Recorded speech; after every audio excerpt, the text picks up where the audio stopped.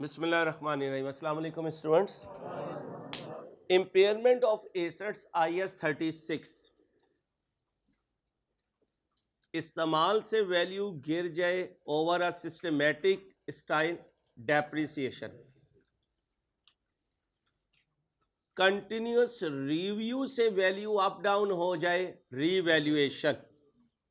अचानक वैल्यू में up down आ जाए इम्पेयरमेंट। अचानक वैल्यू में अप डाउन आ जाए इम्पेयरमेंट। इस रिवीजन का फायदा ये होगा कि जो आपने 5 घंटे में चैप्टर तैयार करना होगा वो इंशाल्लाह 1 घंटे सवा घंटे में आपका तैयार हो जाएगा इंशाल्लाह। ठीक है, मेन मकसद ये है। एसेट इम्पेयर्ड होगा जब उसकी रिकवरेबल अमाउंट कैरिंग अमाउंट से कम हो जाएगी। आपने हल्की आवाज में बोलना है ताकि ऑनलाइन स्टूडेंट या लाइव स्ट्रीमिंग डिस्टर्ब ना हो। इम्पेयरमेंट लॉस बराबर होता है recoverable amount minus WDV। Answer minus में आएगा तो इसका मतलब इम्पेयरमेंट हो गई। रिकवरेबल अमाउंट होगी higher of fair value less cost to sell and value in use. Fair value का दूसरा नाम मार्केट वैल्यू, तीसरा नाम रीवैल्यूड अमाउंट। ये सारे एक ही वर्ड है। जब मॉडल चेंज होता है तो इनकी जो इम्प्लीकेशन है वो चेंज हो जाती है। IPO फेयर वैल्यू मॉडल है तो यही फेयर वैल्यू कहलाती है, लेकिन यही रीवैल्यूड अमाउंट होगी जब रीवैल्यूएशन मॉडल अप्लाई हो रहा होगा।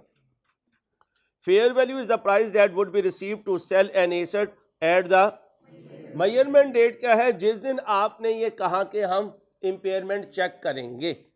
कुछ एसेट्स ऐसे होते हैं जिनमें इंडिकेशन ना भी आए तो इंपेयरमेंट चेक होती है। उसमें से MCQ आ सकता है, लाइक गुडविल है और आपका CWIP वगैरह है। यहां पर इंडिकेशन ना हो फिर भी इंपेयरमेंट टेस्टिंग होती है। फिर fair value is normally market value. If no active market exists, it may be possible to estimate the amount that the entity could obtain from the value in use। क्या है कि अगर इस asset को इसी हालत में इस्तेमाल करूं और इससे बेनिफिट उठाऊं इसी कंडीशन को यूज करते हुए, तो हम कहते हैं उन बेनिफिट्स की प्रेजेंट वैल्यू को हम कहेंगे value in use. Value in use.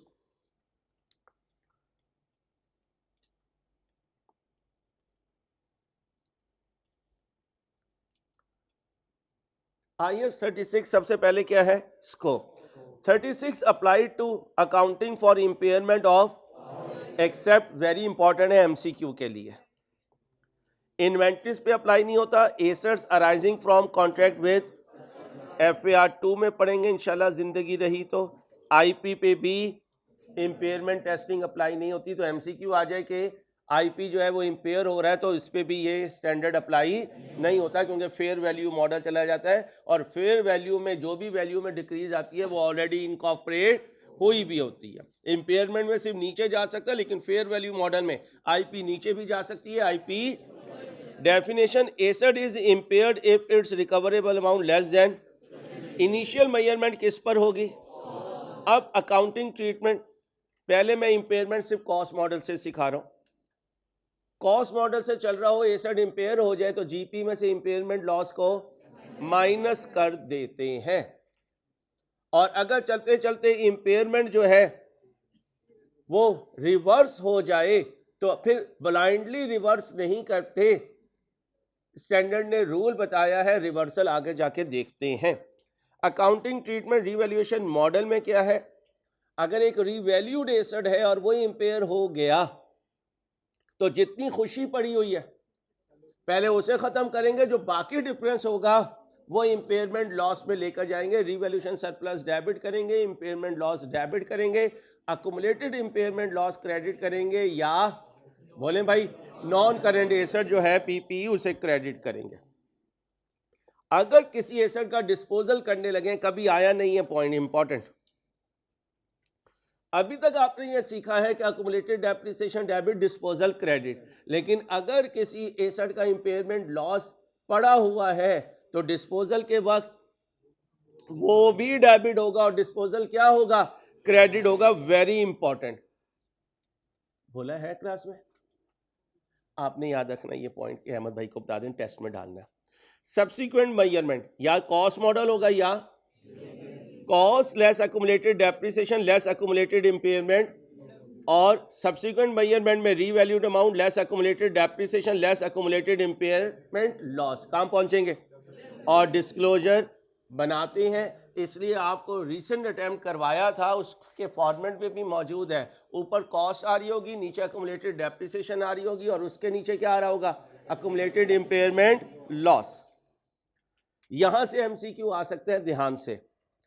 किसी भी एसेट की इम्पेयरमेंट चेक करने के लिए कॉन्स्ट्रेंट दो होते हैं, एक तो टाइम कॉन्स्ट्रेंट हो सकता है और दूसरा इम्पेयरमेंट पे चेक करने के लिए रिसोर्सेज लगेंगे। और किसी रिसोर्स की फ्री कॉस्ट नहीं होती, हमेशा कोई ना कोई रिसोर्स कोई ना कोई कॉस्ट कैरी कर रहा होता है।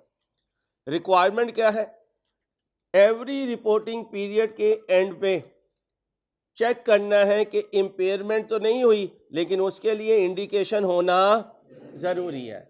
अगर इंडिकेशन है तो आप चेक करेंगे रिकवरेबल अमाउंट, उसे कंपेयर करेंगे WDV से, और अगर इंडिकेशन नहीं है तो आप इम्पेयरमेंट की तरफ नहीं जाएंगे। हाँ, कुछ एसेट ऐसे हैं जिनमें इंडिकेशन ना भी हुई तो आप इम्पेयरमेंट चेक करेंगे। यहां से MCQ आ सकता है। Intangible asset not yet available for, यानी CWIP। Intangible asset having indefinite life, ये IS 38 का पॉइंट है, FAR 2 का। गुडविल, ये भी IS 38 का पॉइंट है। तो तीन चीजों के लिए इंडिकेशन होना जरूरी नहीं है। एक CWIP, इंटेंजिबल जो अभी तक अवेलेबल नहीं हुआ यूज के लिए, इंटेंजिबल जिसकी लाइफ इनडेफिनिट है, और गुडविल। यहां से MCQ आ सकते हैं और आए हुए भी हैं, इसलिए जब MCQ करवाऊंगा तो यहां से आपकी रिटेंशन पावर मैटर करेगी कि कितना आपने रिटेन किया हुआ था। एक्सटर्नल सोर्सेज में एसेट की वैल्यू डिक्लाइन हो गई during the period significantly more then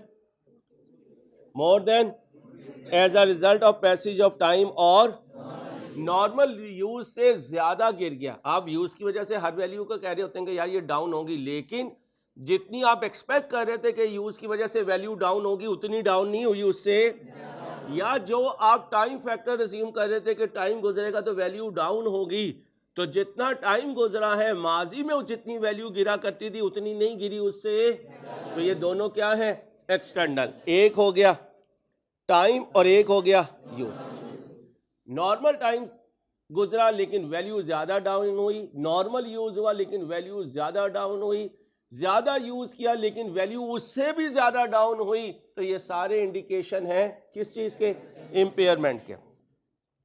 significant change I technology में, मार्केट में, इकोनॉमिक फैक्टर में, लॉ में, रेगुलेशन में। अब ये वर्ड याद रखने हैं, technology 1, market 2, economic factor 3, law 4, regulation, क्योंकि ये सारी स्टैंडर्ड की वर्डिंग है। An increase in market interest rate और रेट ऑफ रिटर्न,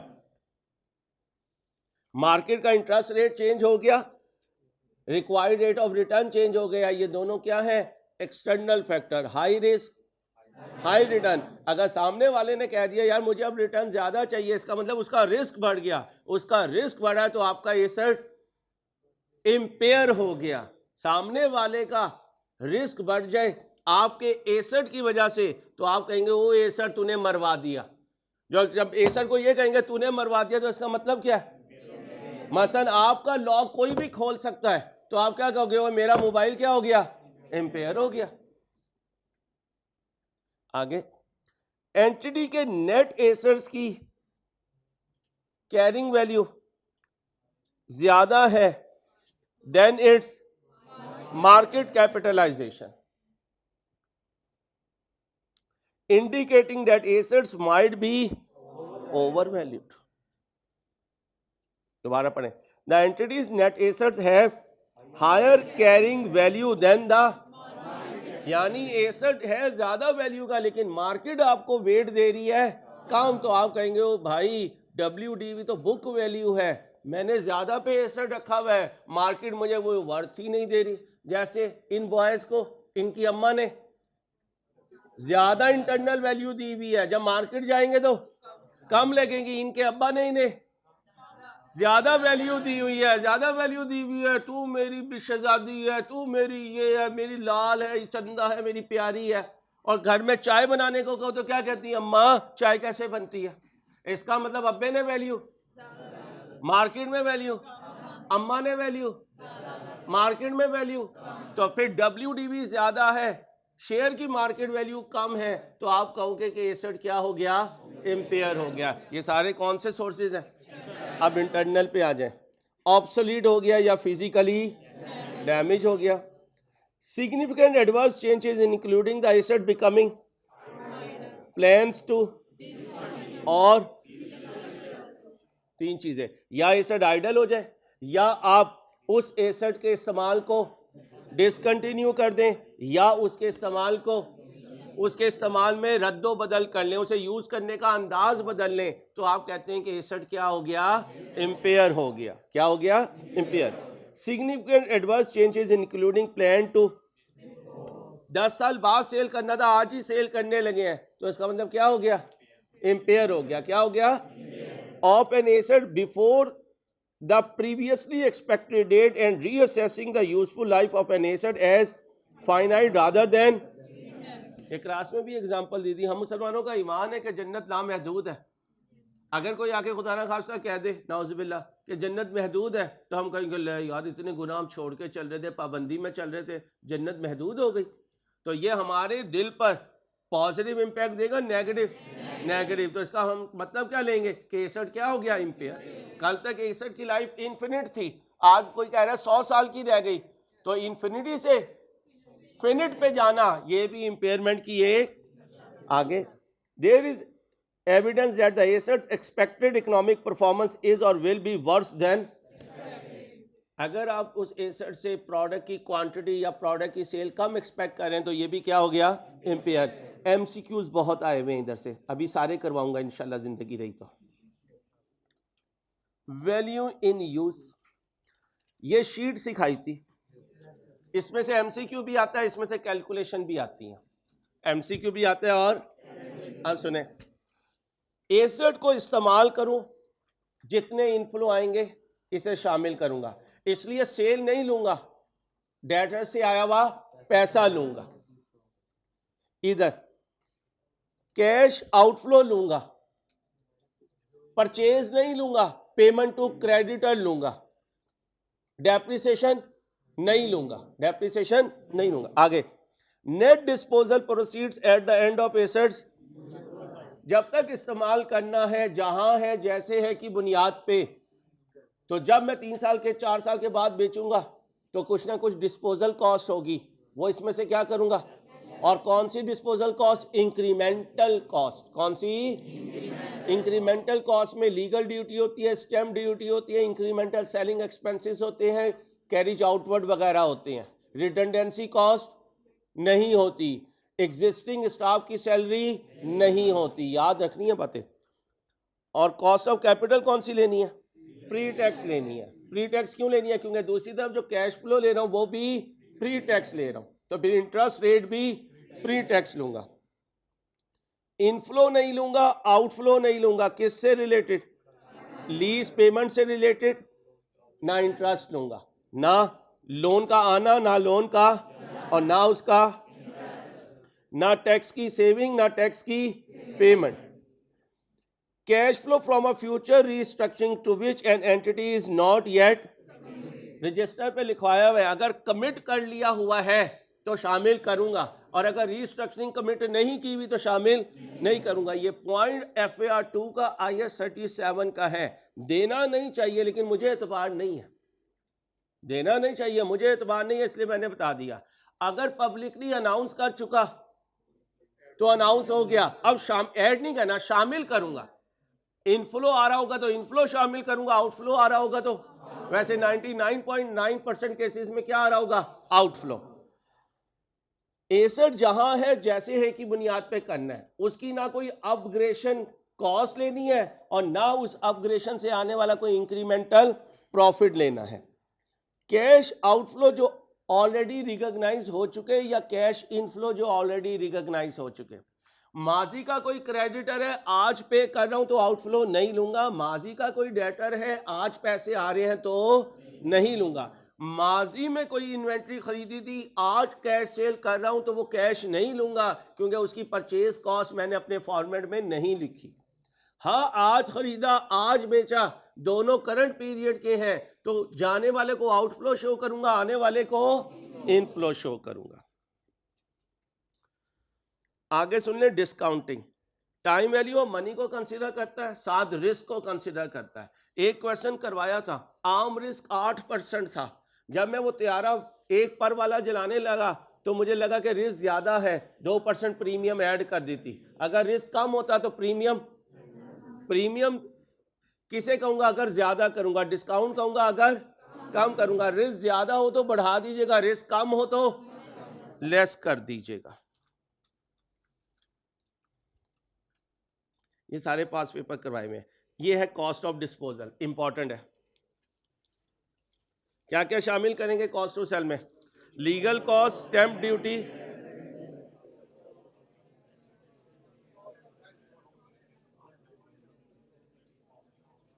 आप अपना मशवरा लिखो साइड पे करके। आगे क्या है? Direct incremental cost to bring the asset in its and cost of removing the.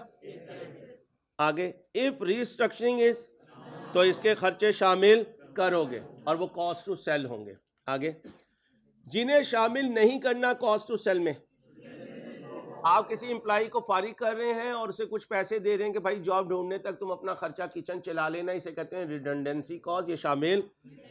कोई फाइनेंस कॉस्ट भी शामिल। अगर रिस्ट्रक्चरिंग अनाउंस नहीं की तो उससे रिलेटेड कोई खर्चा भी कॉस्ट टू सेल का पार्ट नहीं बनेगा। ये पास पेपर करवाए हुए हैं सारे।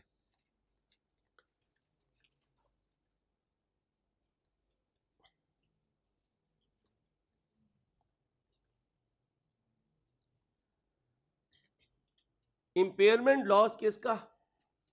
रीवैल्यूड एसेट का। किसका?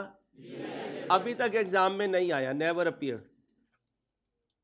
जो नेवर अपीयर्ड है, मैक्सिमम चांस है, प्रोबेबल है, नेवर अपीयर्ड प्रोबेबल है भाई। फिर आखिरी दिनों में पूछते हो गैस दे दो भाई, बस यही गैस है। पूरे सिलेबस को रिवाइज कराते हुए बताता रहूंगा भाई कहाँ पे है। मेरे पेपर सेटिंग आपको बताती रहेगी ये क्या एक्सपेक्ट कर रहा है अपने पेपर में कि आई कैप कैसे कैसे आ सकता है। ठीक है, इसलिए ध्यान से क्लासेस पढ़ें।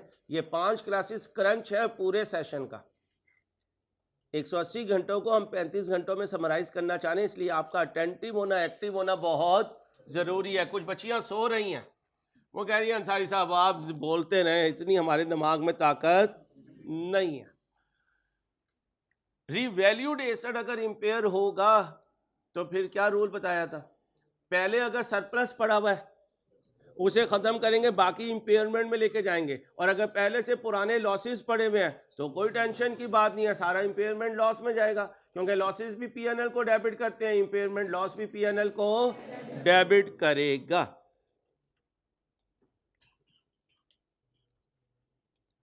फिर मेरे बच्चों जंप लगाना सिखाया था, याद है? तो पेपर में अगर कहीं 8-10 साल का डाटा आ जाए तो क्या लगाओगे? तो लिख लो, अगर 8-10 साल का डाटा आया तो जंप लगाना सर ने सिखाया हुआ। जल्दी करें, शाबाश। 8-10 साल का डाटा आ गया तो जंप लगाना सीखेंगे।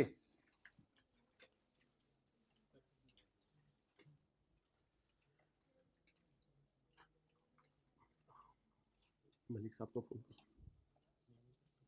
क्या तो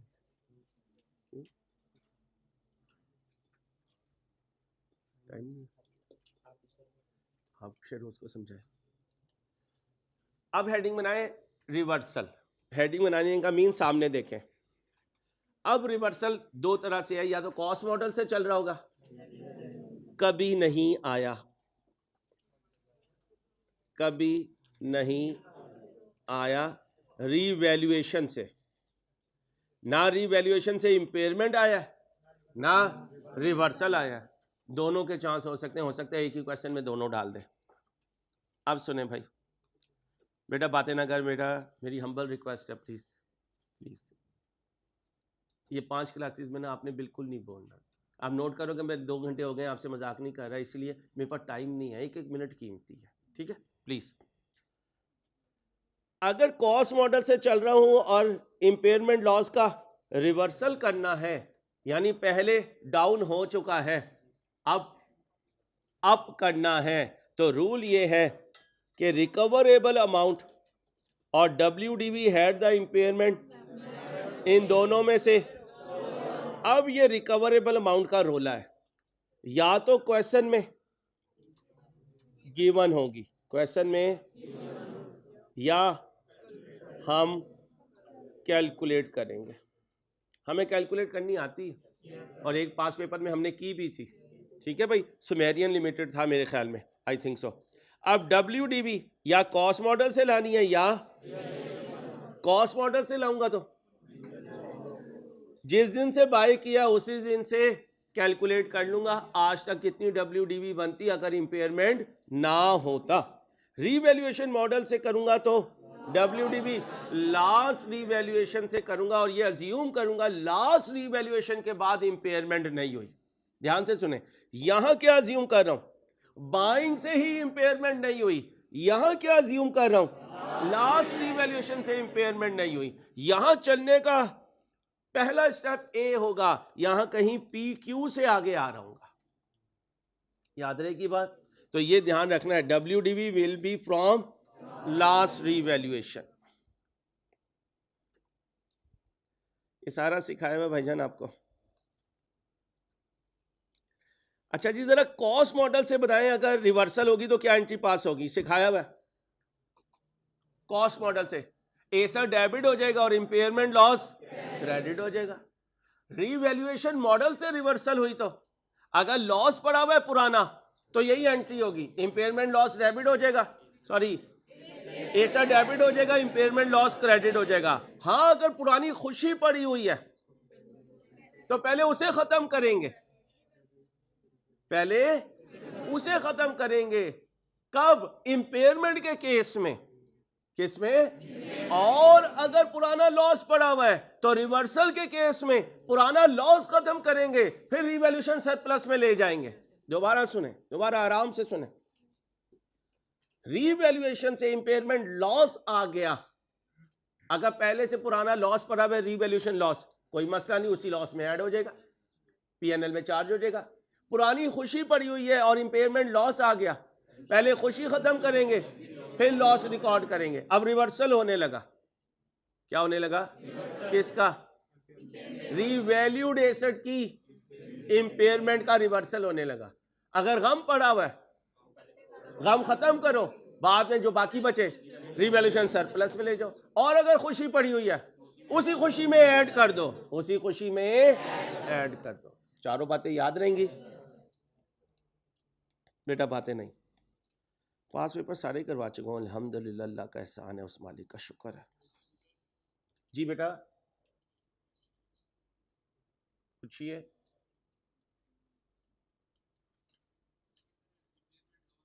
थोड़ा ऊंची करें, करीब करें अपने माइक।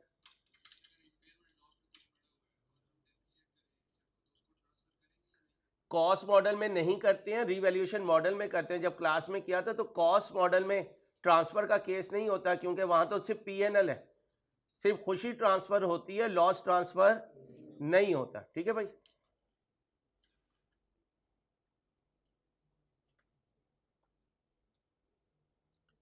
भाई इंपेयरमेंट की स्लाइड्स कितने, डिस्क्लोजर की चेक करो, रुकना चाहता हूँ, चेक करें जल्दी। ये ध्यान से देखिएगा भाई, इंपेयरमेंट, एक्सक्यूज मी, इंपेयरमेंट किससे रिलेटेड है? क्या कहता है? The concept of prudence requires that assets must not be, and accordingly IAS 36 ensure that an assets carrying amount must not exceed its, therefore IAS 36 required that if an assets carrying amount exceeds its, then it is written down to recoverable amount by recognizing। तो MCQ आ सकता है कि किससे related है? Prudence से। किससे related है? Prudence से। ये स्लाइड जरा ध्यान से देखनी है। IAS 36 is also applied to assets that are carried at and it provides following guidance in if the disposal costs are negligible. अगर डिस्पोजल कॉस्ट नेग्लिजिबल है तो ध्यान से the recoverable amount of the revalued asset is necessarily close to और greater than its किसके बराबर होगी? Revalued amount के। रिकवरेबल अमाउंट किसके बराबर होगी? In this case, after revaluation requirement have been applied, it is unlikely that the revalued asset is and recoverable amount need not to be, क्योंकि recoverable amount आपकी आज की वैल्यू होती है। जब आपने रीवैल्यूड अमाउंट कैलकुलेट कर ली तो वही आपकी क्या बनी?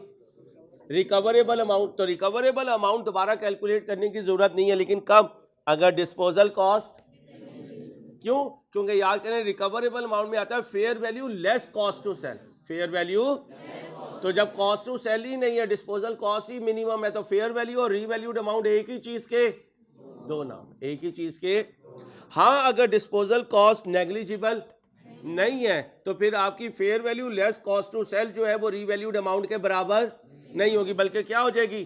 कम हो जाएगी। फिर आप इंपेयरमेंट चेक करेंगे। तो एमसीक्यू आ सकता है।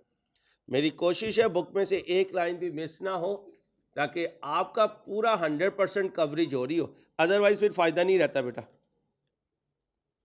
ये सारा पढ़ा दिया आपको।